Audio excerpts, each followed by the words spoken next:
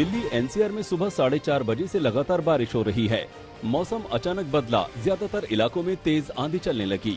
आंधी के साथ तेज बरसात भी होने लगी। तूफानी हवाओं की वजह से कई जगहों पर पेड़ गिर गए।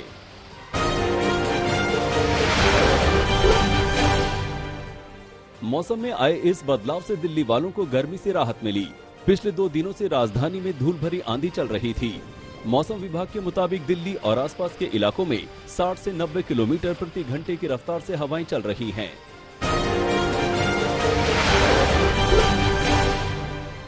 तेज हवाओं के साथ हो रही बरसात की वजह से दिल्ली में हवाई उड़ानों पर भी असर पड़ा है। यात्रियों को सलाह दी जा रही है कि उड़ानों को लेकर वो अपने एयरलाइंस के संपर्क में रहें।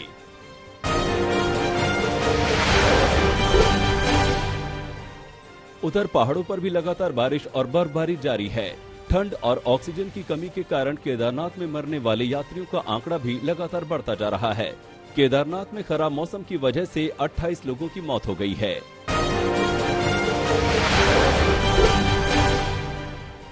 चारधाम पहुंच रहे यात्रियों को भारी परेशानियों का सामना करना पड़ रहा है। यात्रियों को ठंड और बारिश में बाबा के दर्शनों के लिए लाइन में लगना पड़ रहा है। वैसे मई माह में धाम में बर्फबारी नहीं होती है, लेकिन इस बार हो रही है। इन दिनों धाम में हर दिन 15,000 के आसपास यात्री पहुंच रहे हैं।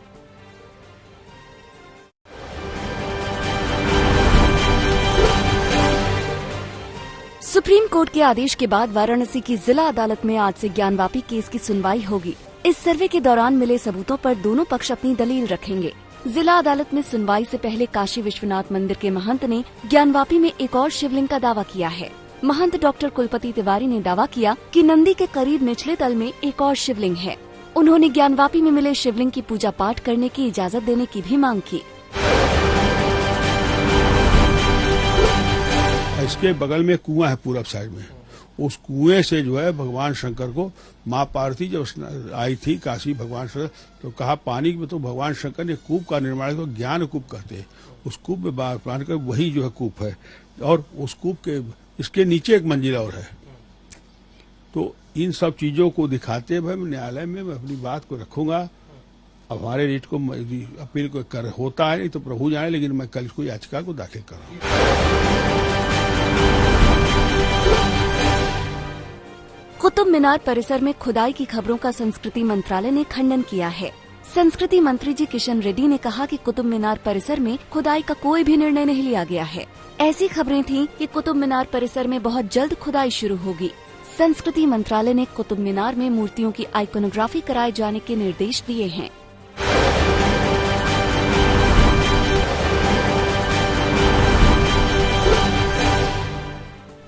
पेट्रोल डीजल पर केंद्र सरकार की ओर से एक्साइज ड्यूटी घटाने के ऐलान के एक दिन बाद अब महाराष्ट्र सरकार ने भी राज्य की जनता को राहत दी है। महाराष्ट्र की उद्धव ठाकरे सरकार ने पेट्रोल और डीजल पर वैट घटाने का फैसला किया है। महाराष्ट्र में पेट्रोल पर 2 रुपए 8 पैसे और डीजल पर 1 रुपए 44 पैसे प्रति लीटर की कटौती का ऐलान हुआ है।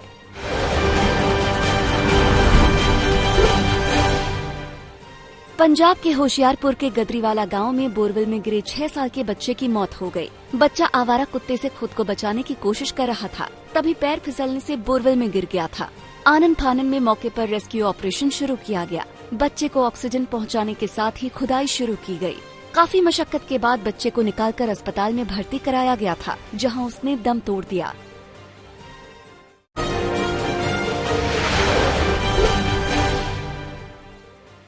क्वाड सम्मेलन में शिरकत करने के लिए पीएम मोदी सुबह टोक्यो पहुंच गए। हवाई अड्डे पर उनका गर्मजोशी से स्वागत हुआ।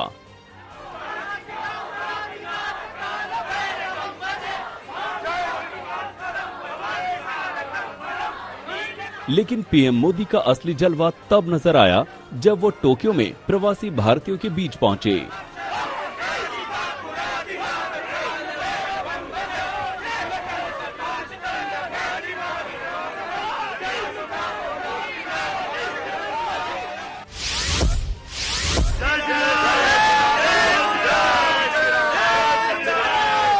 भारतीय समुदाय के लोग पीएम के स्वागत में नारे लिखी तख्तियां लेकर आए थे।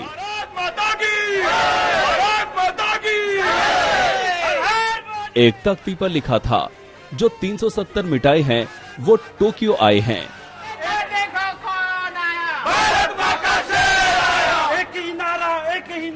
एक पोस्टर पर लिखा था, जो काशी को सजाए हैं वो टोक्यो आए हैं।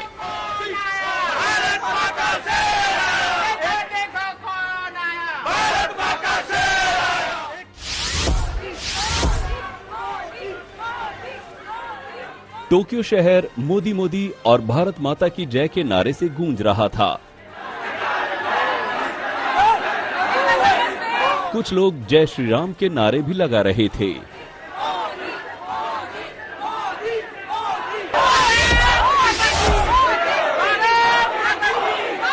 पीएम मोदी भारतीय समुदाय के लोगों से बेहद गर्मजोशी से मिले। टोक्यो में बसे भारतीयों के लिए ये मौका बेहद खास था। इसे मिलके जो आज लगा, मतलब it was a dream come true, you can say. खुशी है, बहुत वेट किया हमने और इतनी खुशी हो रही है कि मैं कुछ बोल नहीं सकती। और उन्होंने हाथों में हाथ दिया, बिल्कुल मीन्स ऐसे एटीट्यूड कुछ नहीं ना, बहुत मस्त लग रहा है मुझे। और वही हम आगे भी वही चाहिए, वो मोदी जी चाहिए हमें। हमें बहुत ही अच्छा लग रहा है कि वो जापान आए हैं और हमें उनसे मिलने का चांस मिला, और हम सच्ची में बहुत ही ज्यादा प्राउड फील करते हैं उन पे, और जिस तरीके से वो इंडिया को रिप्रेजेंट करते हैं उसके लिए। देश के बाहर भारतीयों के लिए इतनी गर्व की अनुभूति होती है। उन्होंने पूरे विश्व में जिस तरीके से भारत का इमेज बनाया है, इससे गर्व, इसे ये पिछले 10 साल पहले ऐसा कुछ नहीं था। 2014 के बाद वो गर्व की भावना इतनी बढ़ गई है कि हमें गर्व होता है भारतीय कहने पे। भारत मोदी जी एक ही वर्ड है, मोदी जैसा कोई नहीं। मोदी की जय हो।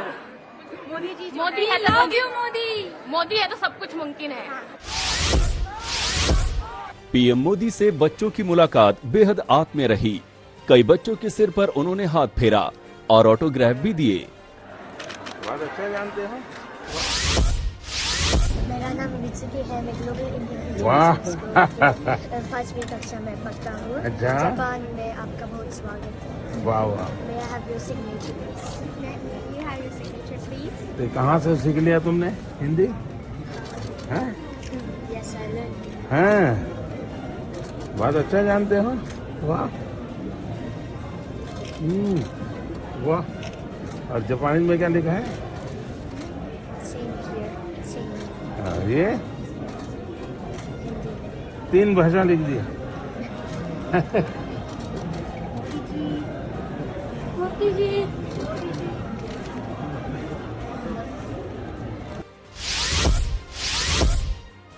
पीएम मोदी 2 दिन के दौरे पर हैं। वो 40 घंटे टोक्यो में रहेंगे। मोदी 23 बैठक में शिरकत करेंगे। बाइडेन समेत 3 नेताओं से उनकी मुलाकात होगी। पीएम मोदी 36 जापानी सीईओ और प्रवासी भारतीयों से बात भी करेंगे।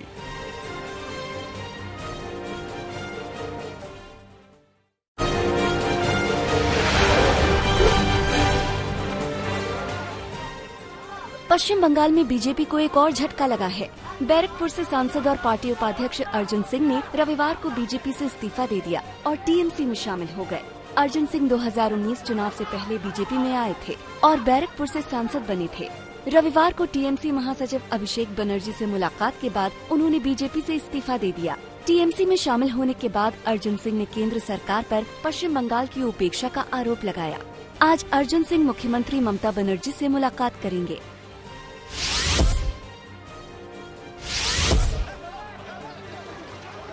आम आदमी पार्टी के विधायक अमानतुल्ला खान ने दिल्ली पुलिस को मानहानि का नोटिस भेजा है। अतिक्रमण के खिलाफ अभियान के विरोध में गिरफ्तार होने के 10 दिन बाद विधायक की ओर से दिल्ली पुलिस को ये नोटिस भेजा गया। ट्वीट के जरिए मानहानि नोटिस की जानकारी देते हुए अमानतुल्ला खान ने लिखा कि दिल्ली पुलिस लगातार मुझे निशाना बना रही है। इस बार दिल्ली पुलिस ने मेरे परिवार को बदनाम करने के साथ साथ प्रतिष्ठा का अधिकार और सम्मान के साथ जीने के अधिकार पर भी हमला किया है। दिल्ली पुलिस बिना किसी सबूत के मनगढ़ंत कहानियां बुन रही है। पुलिस बताए कि मैंने कहां दंगे भड़काए हैं। मैंने दिल्ली पुलिस को मानहानि का नोटिस भेजा है। दिल्ली पुलिस या तो माफी मांगे या नुकसान का भुगतान करे।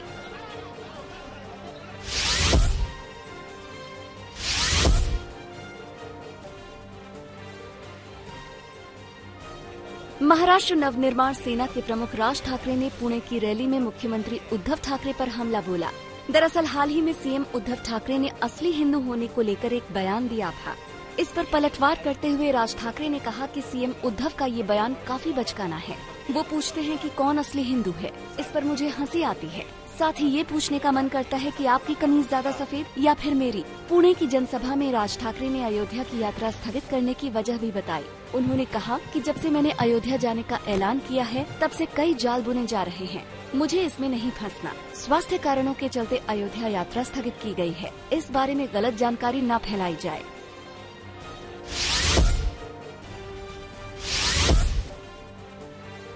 रविवार को हुई समाजवादी पार्टी की विधानमंडल दल की बैठक में आजम खान शामिल नहीं हुए। इसके साथ ही शिवपाल यादव ने इस बैठक से दूरी बनाई। शिवपाल यादव इससे पहले भी अखिलेश यादव से मतभेद की खबरों के बीच पार्टी की बैठक में शामिल नहीं हुए थे।